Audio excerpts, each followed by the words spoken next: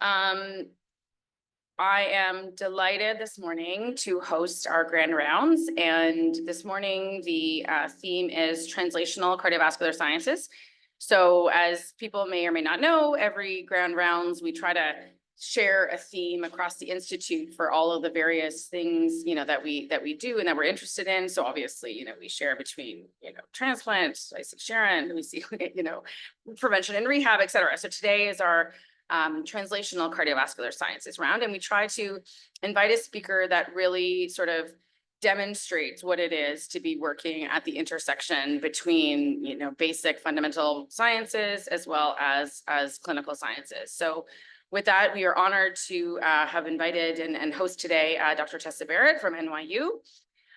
So the title of our talk today, as you see, as I mentioned, sort of embodies how her work tries to understand the molecular interactions between platelets and thrombosis, as well as atherosclerosis. And she'll walk us through really elegant studies that they do, both from patients as well as animal models, et cetera. Dr. Barrett is an assistant professor in medicine and pathology at NYU Grossman School of Medicine. And this is where I had the pleasure of meeting Tessa when I was a postdoctoral fellow there. She did her PhD at the University of Sydney and completed her postdoctoral training with Dr. Ed Fisher and Dr. Jeffrey Berger in atherosclerosis and inflammation at the NYU School of Medicine. And her lab really investigates these transcriptomic, proteomic, and functional platelet signatures. And really what's unique about Tessa's work, as I mentioned, not only the translational nature of it, is this intersection between platelet biology and the plaque. And so the ability to understand not just how platelets themselves are functioning, but actually specifically how they're interacting, with the disease, in the vessel wall. And of course, with the goals of being able to enable antiplatelet therapy and precision use of antiplatelet therapy and primary and secondary prevention. So we are honored to welcome Dr. Barrett for her presentation today.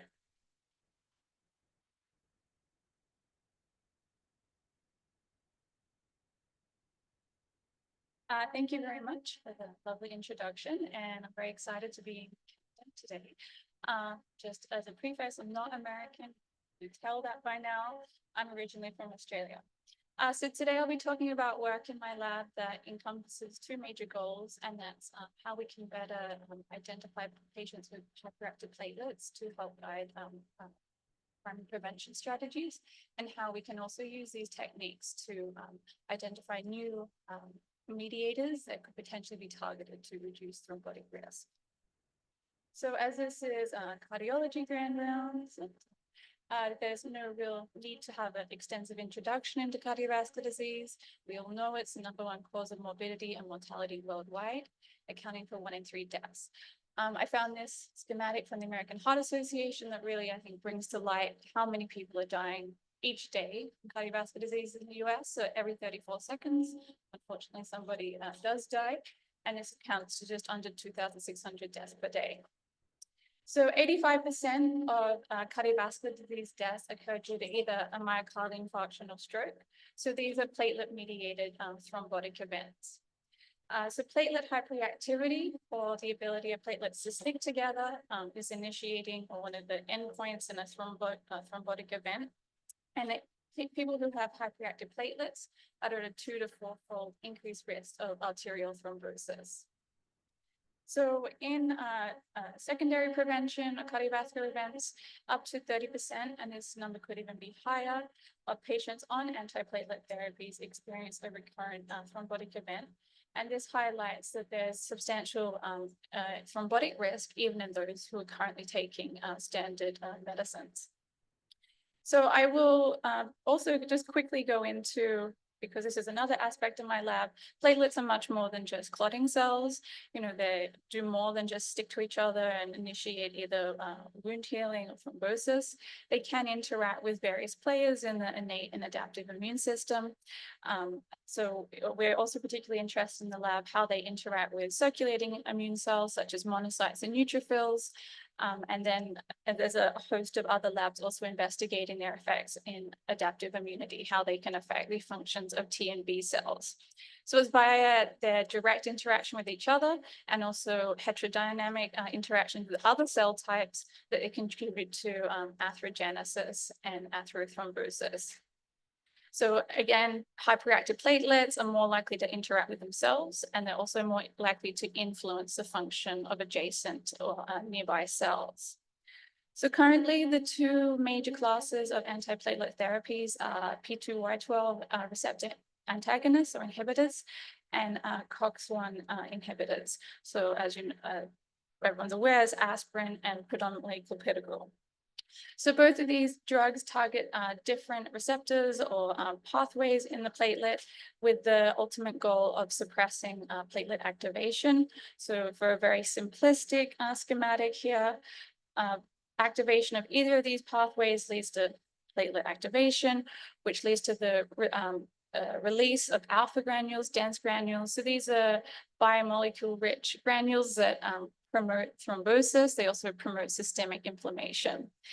In addition to the release of these biomolecules, platelet activation also leads to the conversion of the integrin alpha B beta 3 to its active conformation, and this facilitates platelet-platelet interactions. And both of these processes contribute to the development of thrombosis. Oh, sorry.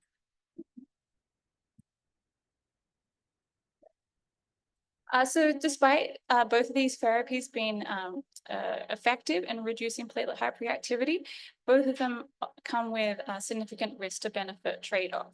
So in the case of aspirin, so it's not recommended for primary prevention, so to prevent a first heart attack or stroke. And this is demonstrated by various meta-analyses highlighting how there's no risk, no benefit to taking aspirin to prevent all-cause mortality versus a placebo group. So this is a meta-analysis of 11 trials, just over 1,500 people.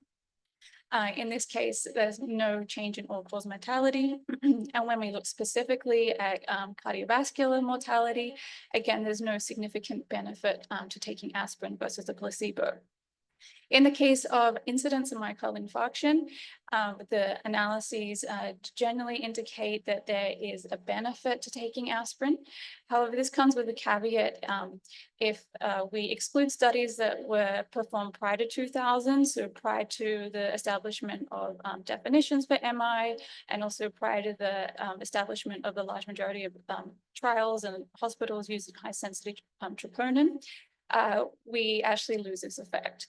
So even the data for this for primary prevention is not clear. And this is why aspirin's not routinely, well, it's not recommended. This lack of benefit for cardiovascular risk is also offset by a significant risk in major bleeding.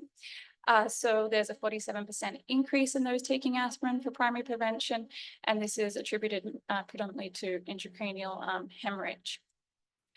And also these effects of aspirin occur relatively quickly after initiating aspirin therapy, again, highlighting the risk of using this for primary prevention approaches.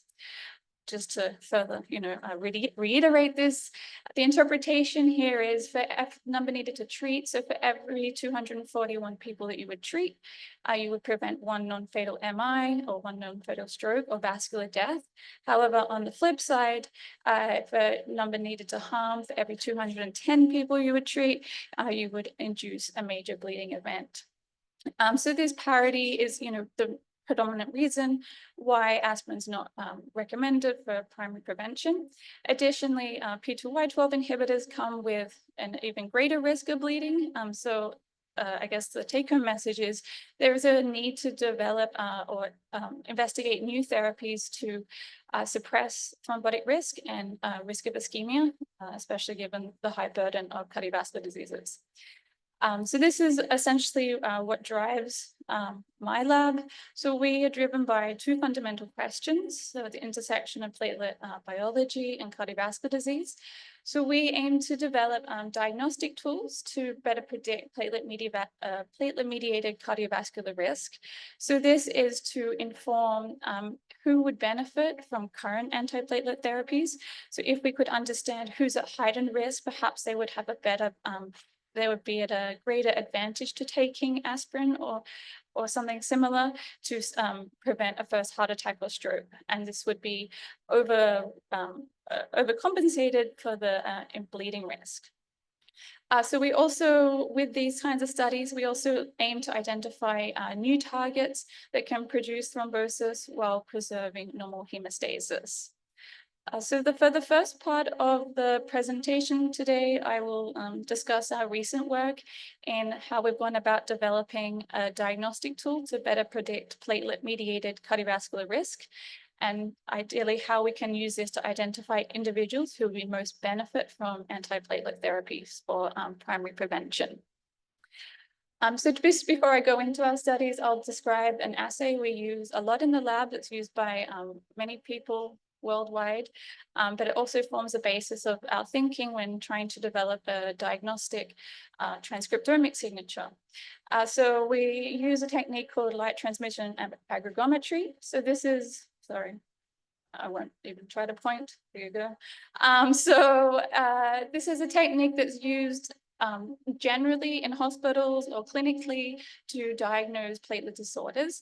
When you're looking at a platelet disorder, very high agonist doses are used. So you're looking for a defect in platelet aggregation responses.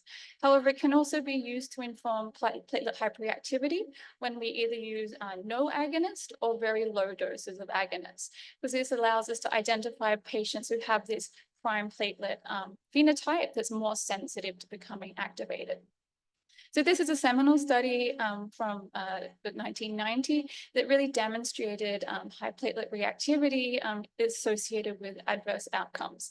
So they use light transmission aggregometry. So this is a technique where you take whole blood, you centrifuge to get platelet-rich plasma. So that's depicted there. So in a healthy individual, your platelets float freely in this plasma. However, in those that have hyperreactive platelets, they start to clump together. And then in those with very reactive platelets, they essentially all clump together over a given time point and sink to the bottom of the tube. So this particular study looked at patients post-MI. So blood was collected 3 months post-MI, and this was before widespread use of antiplatelet therapy post-MI. So no one was on an antiplatelet drug. And it was looking at how platelet hyperreactivity post an MI was associated with adverse outcomes.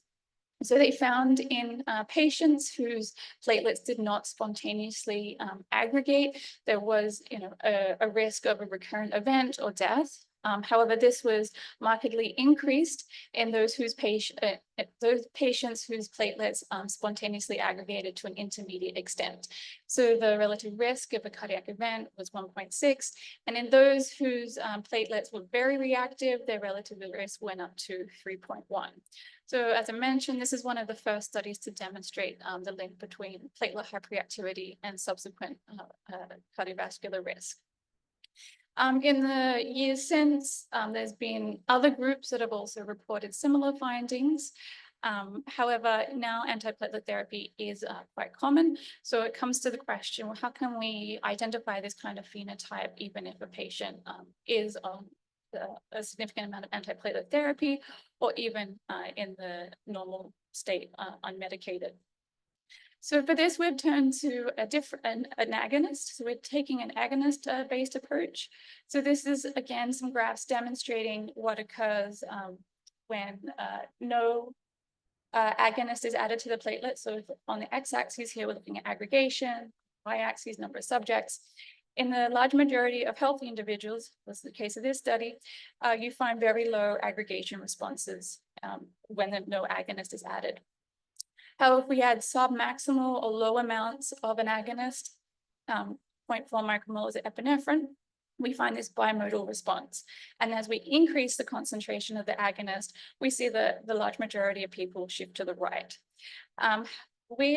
For our particular assay that I'm about to describe, we're using this low dose submaximal concentration of epinephrine.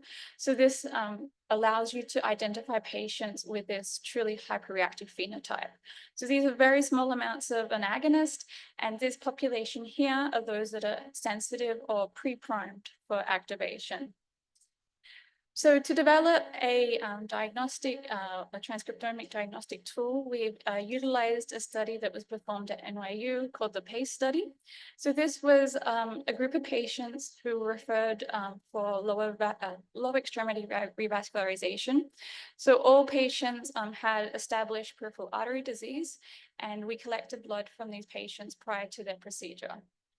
So prior to their procedure, we collected blood and PRP and performed platelet aggregation assays. We also collected platelet RNA with the idea that we could link platelet RNA transcriptome to aggregation responses. In these patients, we also monitored events over time, so death, myocardial infarction, stroke, amputation, and acute limb ischemia. So this was a population that has established cardiovascular disease, that the large majority are on antiplatelet therapy, both aspirin and clopidogrel, and it's a relatively diverse population that also had a high incidence of diabetes. So the first outcome that we looked at was there a link between platelet hyperreactivity as measured by aggregation to epinephrine and adverse outcomes? So we found in those that had a platelet phenotype or platelet aggregation greater than 60% to epinephrine, there was a significant increase in risk of a major adverse cardiac or limb event. And this trend is also demonstrated here. This is data from the first 30 days post the surgery. So there was a significant increased risk of adverse cardiovascular and limb events in those with hyperreactive platelets, despite all patients being on very similar antiplatelet medications.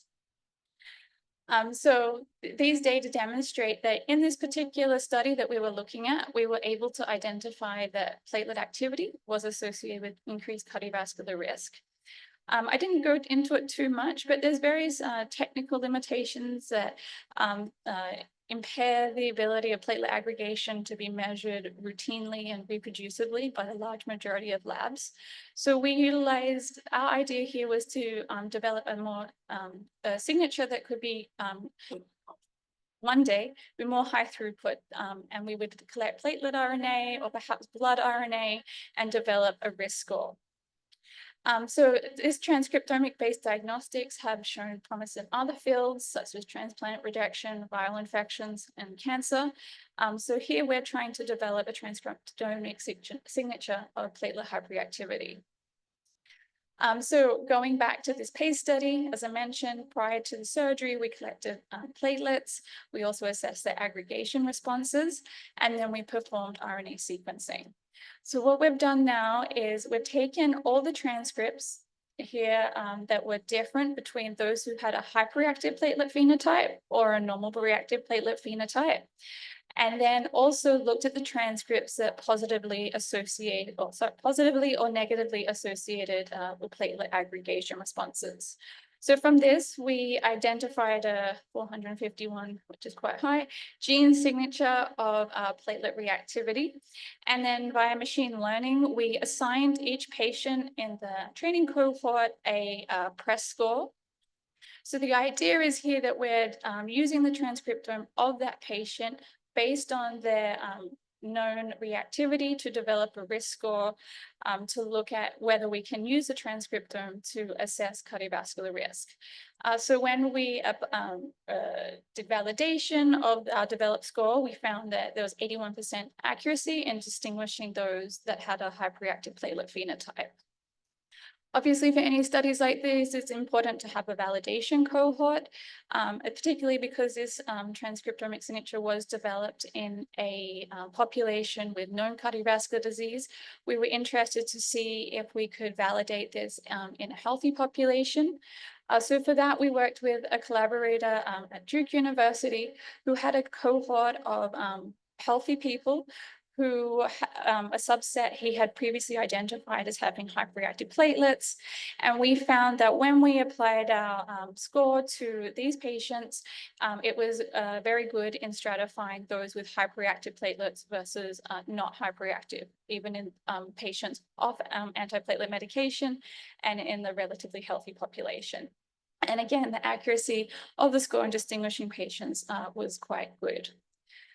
We've also gone on to further validate the score in additional cohorts. So one of the cohorts of patients we have at NYU is myocardial infarction patients, like most cardiology departments. So in this case, we had measured platelet aggregation, but there was various technical reasons as to why we didn't feel that the aggregation data was truly reflective of the phenotype of the platelet. And that was mostly due to a lot of the patients receiving loading doses of P2Y12 antagonists or aspirin prior to our blood collection. And this was significantly different between our control and MI group. However, when we look at the score in patients with an MI, in red versus the controls, again, we find the score is significantly increased in patients who have experienced an MI, again, highlighting that this signature can help us identify those with a hyperreactive phenotype.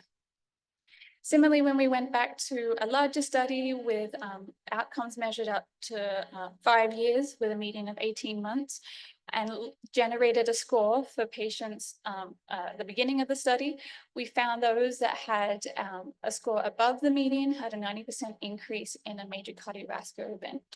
So these data demonstrate to us that the score can help us identify those with hyperreactivity, and this hyperreactivity associates or is linked to increased risk of cardiovascular events.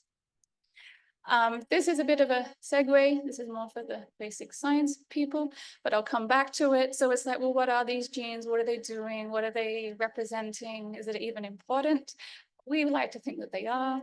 So when we perform pathway analysis of the 451 genes, we find enrichment in pathways associated with things like cytoskeletal protein binding, cell junction organization, actin binding. So these are well-established pathways known to be essential for platelet aggregation, platelet spreading, and this change of the integrin alpha-2 beta to its active conformation. So to sum up the first part of the talk, at the moment we've developed and validated PRESS. So this is a signature that can detect hyperreactive platelets, and it can discriminate hyperreactivity in both patients on and off antiplatelet therapy. I didn't show all the data, but it's enriched in patients whose platelets we've collected with known hyperreactivity. This includes peripheral artery disease, COVID-19 patients have a very high score, and then, as I mentioned, MI patients as well. The pathways of the gene set reflects biologically relevant pathways that we think are essential. And we believe that this PRESS score identifies a prime platelet activation state. So again, remembering we've collected these platelets before stimulation with any agonist, and it suggests that those that the platelet phenotype is primed for activation and aggregation. So we think that this, leads the way or contributes to existing data on establishing a personalized antiplatelet strategy for patients with a high thrombotic or bleeding risk. Obviously, there is a few more steps to go. It's like, how do we reduce this gene set down? How do we potentially commercialize it? How could it be how could it be integrated into current clinical practice? But it does open the possibility, or at least, invite the idea that we can develop a personalized approach for antiplatelet therapy to reduce cardiovascular risk. So the second part of my talk now will segue a little more to the basic science side of my lab. And this is endeavors we've taken to identify new platelet targets to reduce thrombosis. So as I mentioned, there is currently no therapy to prevent a first heart attack or stroke that doesn't come with a substantial bleeding risk. So our idea here is to look for new targets that can suppress thrombosis whilst maintaining hemostasis. So for these studies, we've utilized a number of clinical data sets we've had to try to look at factors or proteins that are higher in these pre-prime platelets and see if we can come up with a way to understand what is the molecular mechanism behind this. So again, for these ones that I'll describe right now, we use the PACE study. So again, these patients with pre-existing peripheral artery disease, we isolated platelets, performed RNA-seq, and then looked at the gene expression. So we looked at all the genes in the platelet transcriptome, which in our studies is just under 12,000, and looked at how they associate with aggregation to a variety of agonists. So we look at agonists other than epinephrine. We also look at ADP, AA, serotonin, and we're ideally trying to find platelet transcripts that associate with aggregation responses to a wide variety of agonist classes. But in this particular case, I'll just show data for epinephrine. So we found that there was just over 500 genes that either positively or negatively associated with an individual's aggregation response. And then to further narrow this list down, we took a bioinformatics approach whereby we look at the expression of these genes and how they associate with an eigengene for the GO pathway platelet aggregation. So an eigengene is essentially like a score in a way. We take the platelet aggregation pathway, we generate another score from this pathway, and then associate that with our genes of interest. Obviously, there's multiple ways to try and reduce a list down. We were still left with like over 150 candidates. So, through literature searches, deciding what to do, some failed attempts. Today I'll talk about CD37, and this has come out as a candidate that's worked out. Well, we hope it's working out. So it's looking promising to be a novel regulator of platelet reactivity. So when I first started looking at these lists, there's all kinds of ways now in the advent of ChatGPT. Maybe I'd give that the list and tell me what looks good.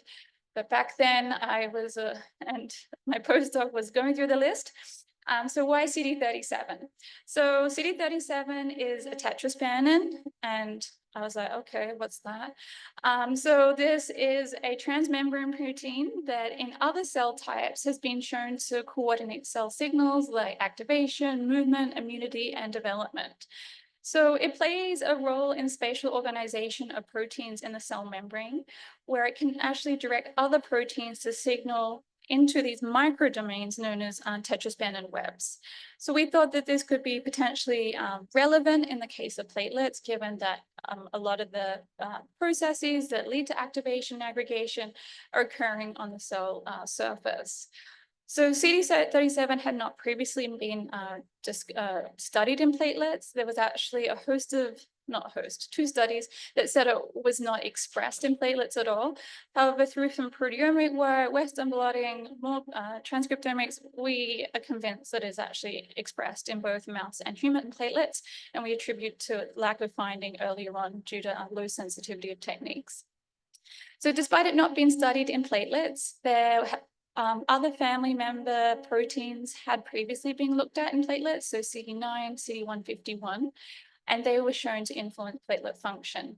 However, research in these areas had not really progressed because in the mouse models they had generated, the large majority of these mice had significant bleeding defects. So even if they were able to influence platelet hyperreactivity, they also came with the trade-off of a bleeding phenotype. So in other cell types, such as dendritic cells, CD37 shapes cytoskeletal behavior, so including actin remodeling, cell spreading, polarization. So again, key steps involved in platelet aggregation and activation. When we look at the expression of CD37, it falls within the middle of other proteins in this class. And then when we looked at the expression of all tetraspandins and how they associate with platelet aggregation responses, as shown here, we find that this is the R value of looking at the aggregation of platelets in 155 people to various agonists, and then looking at how that associates with expression of different tetraspandins. we find that CD37 is the most associated with aggregation in this protein class. So this provided us with greater confidence that this could actually have a biologically meaningful role. You can see here there is another tetraspanin that also associates with aggregation response. So this is CD151. So as I mentioned, this is the tetraspanin that comes with a bleeding phenotype, but this also provided us with good evidence that the readouts we're getting here were reflective of biological function and confidence to go forward with this one.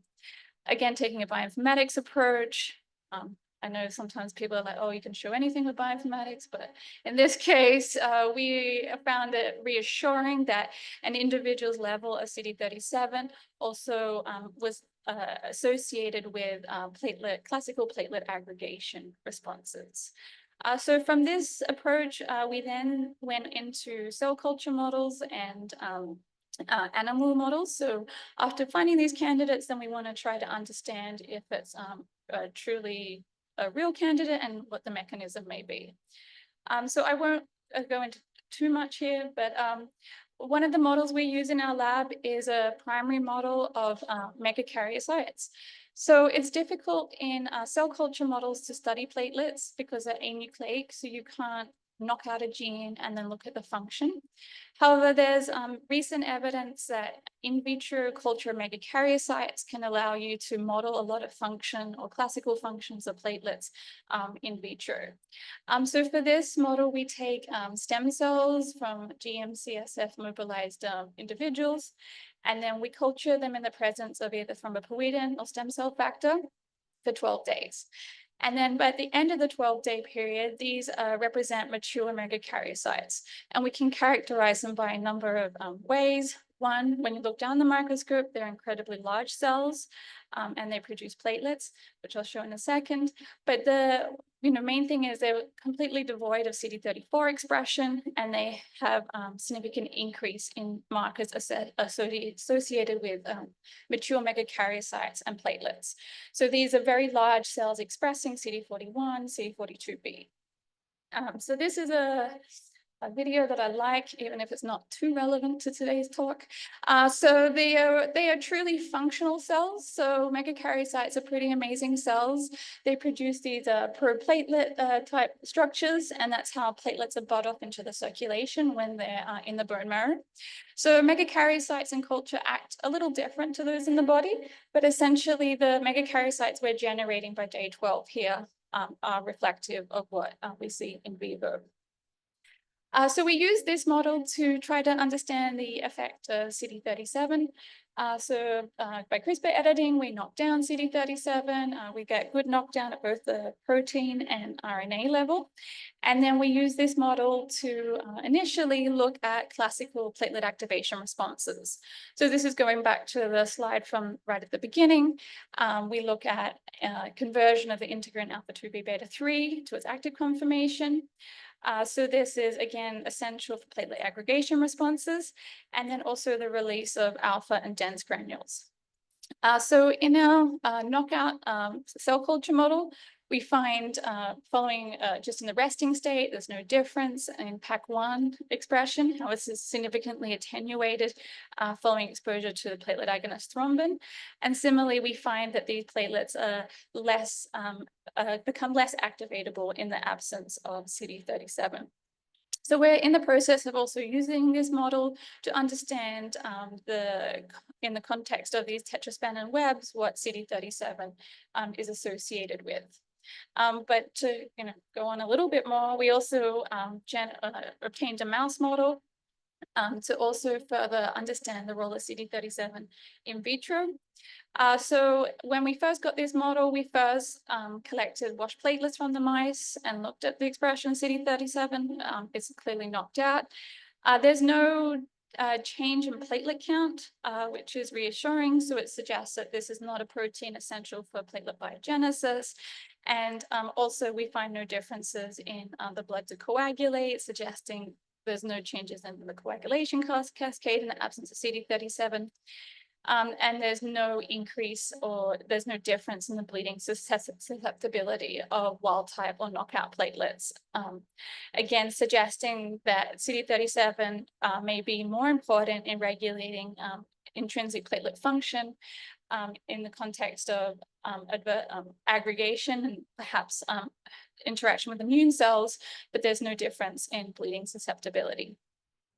When we further go on to look at the phenotype of these platelets, we use a number of assays in the lab. This is a cell spreading assay that looks at cytoskeletal reorganization. So when we plate the cells or the platelets on polylysine, so a relatively neutral surface, we find that there's an impaired ability of the knockout platelets to spread and form filopodia and lymphopodia. This is demonstrated by looking at these cells here versus these, which have this more star-like structure, and quantified here. So the platelets are more circular when they are knockout, suggesting that they have an impaired ability to undergo cell spreading.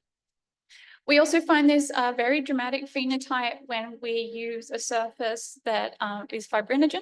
So fibrinogen is a ligand for alpha-2b beta-3.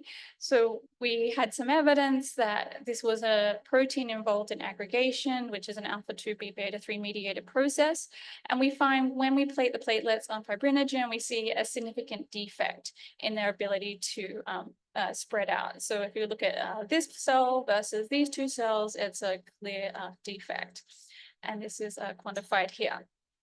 We also utilize a microfluidics approach in the lab that we have. So we take whole blood or wash platelets or PRP, and we can infuse the platelets over different surfaces. In the case of this particular example, it's fibrinogen. So we see there's a degree of platelets in the wild type mice sticking down. This is over 10 minutes. However, in the knockout, this is significantly attenuated, again, suggesting that there's an impaired ability of the platelets to adhere and aggregate in this flow-based model.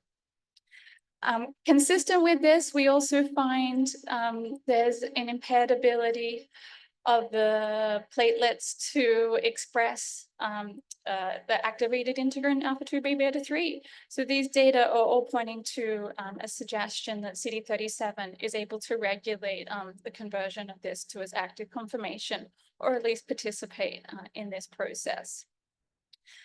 So all these processes underlie thrombosis. So the next step we took in our mouse model was to look at whether there was a difference in thrombotic risk in the knockout versus wild type. So I will preface this, all the mice in the next slide either receive wild type bone marrow or CD37 knockout bone marrow. So it's not a platelet specific model, but now we've generated a conditional knockout and we are seeing similar results. But just as a brief introduction to this model, this is called the ferric chloride carotid thrombosis model. So we open up the neck of the mouse, we identify the carotid artery, and we put a small piece of paper, it's not that scary, a small piece of paper dipped in ferric chloride on the carotid artery. So this induces a reactive oxygen species reaction, and we get buildup of a thrombi. You can see it by eye, but we also measure it by Doppler probe to understand when blood flow ends. So in the case here, we have a wild type mouse. We put the piece of ferric chloride paper here, measure the blood flow in the carotid artery, and then after 250 seconds, the flow is completely occluded. When we use our knockout mouse, we find that time to occlusion is extended. So these mice still do occlude, however, there's a significant delay in this occlusion time, demonstrating that platelet CD37 is essential to clot formation, in addition to mediating classical platelet responses. To come back to some clinical data, we also looked at patients who had recently had an MI. So we found in those patients that recently had an MI, their platelet expression of CD37 was significantly enhanced relative to controls.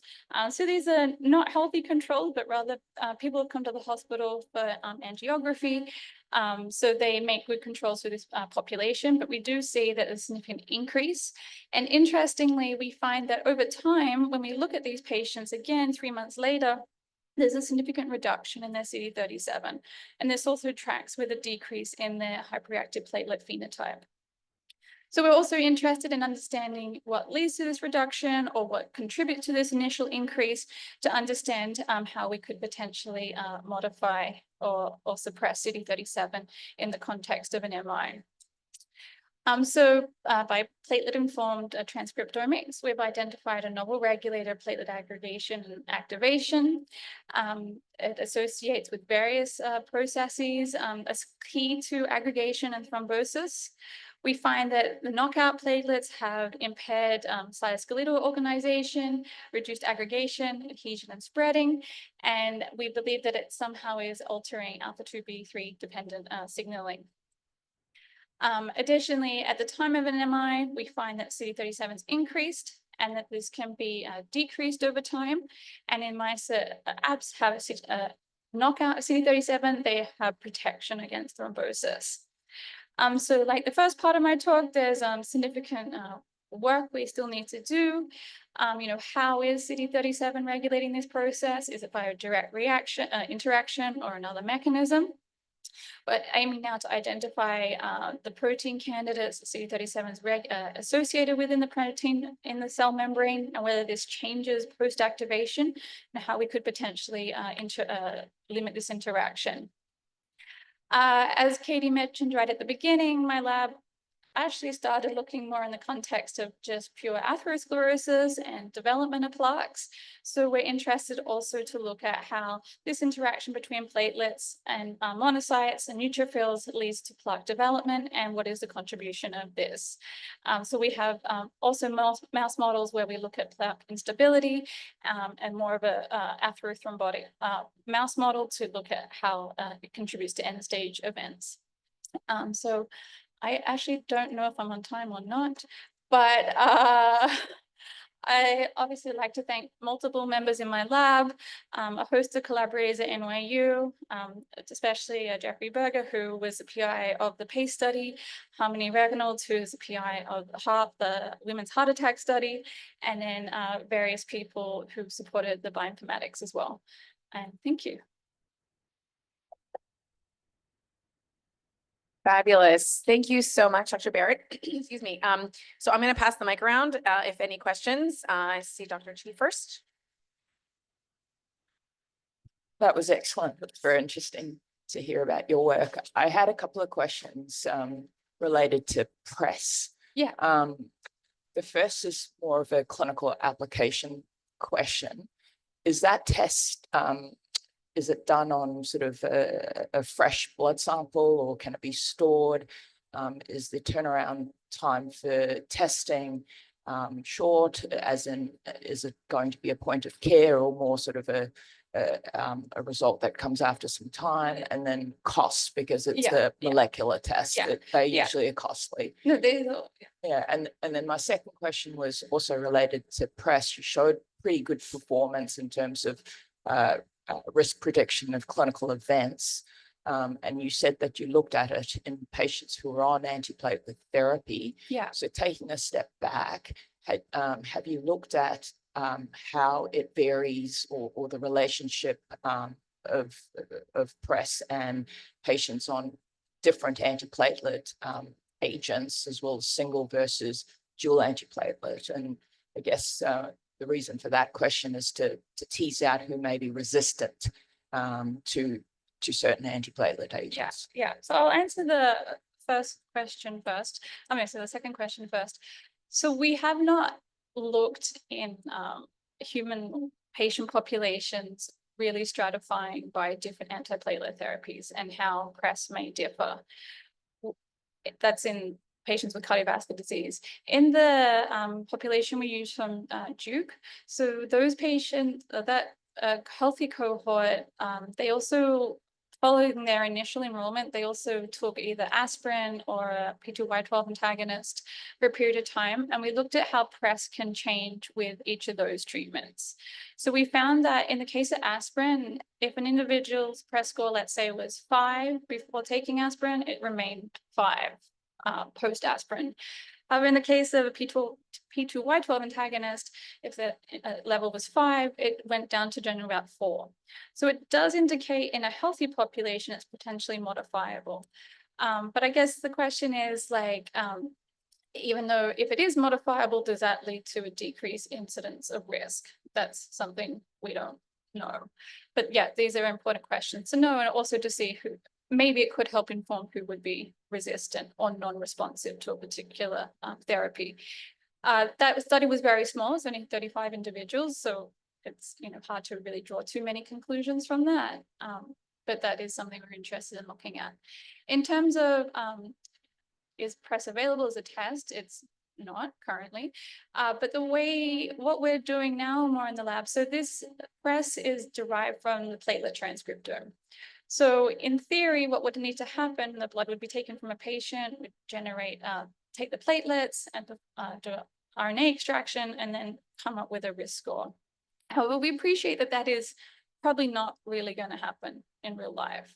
So we're also, in conjunction with the platelet score, we're looking at developing a score that can be generated from the proteome of whole blood. So we've done large-scale proteomics also of these patients, looking at proteins to see if we can also generate a score that's just as good as PRESS at detecting platelet hyperreactivity. So we're looking at both the whole blood RNA and the proteome to try to address that as well. But I think this is a good proof of principle that it can be generated. But the idea would be that a patient would come in, have their blood drawn, and then you would just be able to calculate their score, within like 1 to 2 days.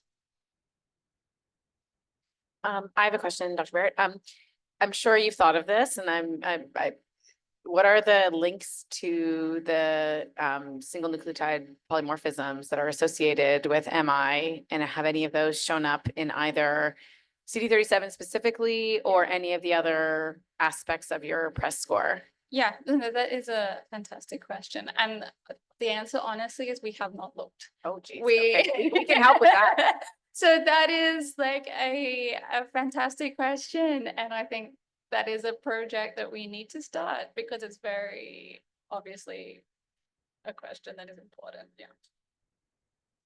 Thanks for coming. Great talk. Appreciate it very much. Does the PRESS score change over time?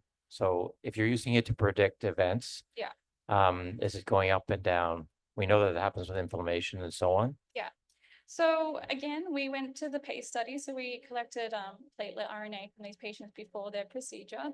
And then we collected again 3 months and 6 months post, not in the whole cohort, but in around 150 people. And we found in the large majority of patients, their PRESS score remained stable. So even though they'd undergone this procedure to, revascularization, if you had a hyperreactive platelet phenotype at the beginning, it remained elevated, even up to 6 months later. But that's also something important to know, how it changes over time. And is there a link between the CD37 data, which you're showing does have some link to thrombosis, et cetera, Yeah. to what you're measuring with the platelet aggregation? Because it did seem to change the expression, the gene changed with the infarction, et cetera. Yeah, so there is a positive association between an individual's CD37 expression and their propensity to aggregate epinephrine. So that does seem to be linked. Okay, let me just double check online if there are any questions. No, I don't believe so. Okay, so thank you very much, Dr. Barrett, for this excellent presentation, and thank you all for coming. Take care.